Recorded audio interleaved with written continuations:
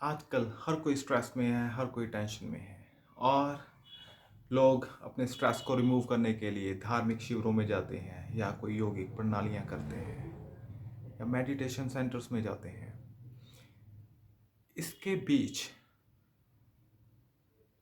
सबसे महत्वपूर्ण बात को वो भूल जाते हैं जो कि गॉड गिफ्टेड है, जो परमात्मा ने ऑलरेडी पहले दी ही होती है। तो उसको वो इग्नोर करके सीढ़ियों को चढ़ने का प्रयत्न करते हैं, लेकिन वो पहली सीढ़ी को भूल जाते हैं। और आज हम उसी इम्पोर्टेंट पहली सीढ़ी के बारे में बात करेंगे और वो है हमारी माँ, माता। माँ को अपने बच्चे की सुख दुख, उसकी भूख के बारे में, उसके अंदर की बेचैनी के बारे में माँ को सब पता होता है और माँ से कुछ छिपा भी नहीं होता।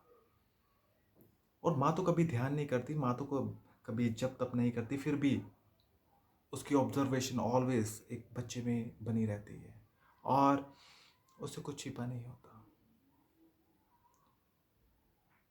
सही मायने में जो हमारी स्पिरिचुअल जर्नी है, जो हमारी आध्यात्मिक यात्रा है, वो एफर्टलेस है। ऐसे ही माँ बिना किसी प्रयत्न के सब चीज़ें उसे अपने बच्चे के बारे में पता होता है और ये परमात्मा का सबसे बड़ा देन है। और माँ ही हमारी पहली गुरु है और ये हमें उनसे ही सीखना चाहिए। बड़े बड़े संत महात्मा प्रयत्न करते हैं। अगर आप किसी शिविर में जाओगे, कहीं पे भी जाओगे, आपको प्रयत्न करना पड़ेगा। लेकिन माँ एक ऐसी गुरु है जो बिना किसी प्रयत्न के सब चीज़ें उसको पता होती हैं और ये अपने आप में दिव्य अनुभूति है। इसीलिए यहाँ पर जो माँ का स्थान है, शायद परमात्मा का भी उससे नीचे ही है। माँ का परमात्मा से भी ऊपर का स्थान है और वही हमारी पहली गुरु है। एक एक बात और याद आ गई। एक बार श्री कृष्णा अर्जुन के पास गए। अर्जुन सोए हुए थे, लेटे हुए थे। श्री कृष्णा उसके उसके सामने खड़े हो गए अर्जुन के। अचानक से अर्जुन की आंख खुली। अर्जुन उठ खड़े हुए। उन्होंने बोला कि केशव कब आए, जगा दिया होता, बता दिया होता। तो कृष्णा मुस्कुराए और बोले, हाँ पार्थ, जगाने ही तो आया हूँ। ये सारी कहानी जागने की है, अवेकन। हमारी आंखें खुली हैं लेकिन हम सो रहे हैं।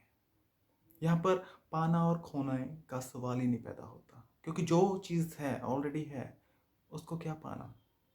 वो तो सिर्फ ज्ञान की इंद्रियों से ही जानने योग्य है और वो ज्ञान की इंद्रियां, वो जागृत अवस्था माँ के सिवा और कोई नहीं जान सकता। उसको सब पता होता। अगर आप माँ से भी पूछोगे कि आप ध्यान करते हो, इंटेंशनली आप ऑब्जर्व करते हो, वो बोलेगे नहीं, ये नेचुरल है। और ये कहानी नेचुरल ही होनी चाहिए, इसमें कोई एफर्ट नहीं होना चाहिए। सो आज के लिए इतना ही। मिलते हैं और किसी next video. So thank you for watching me. Thank you.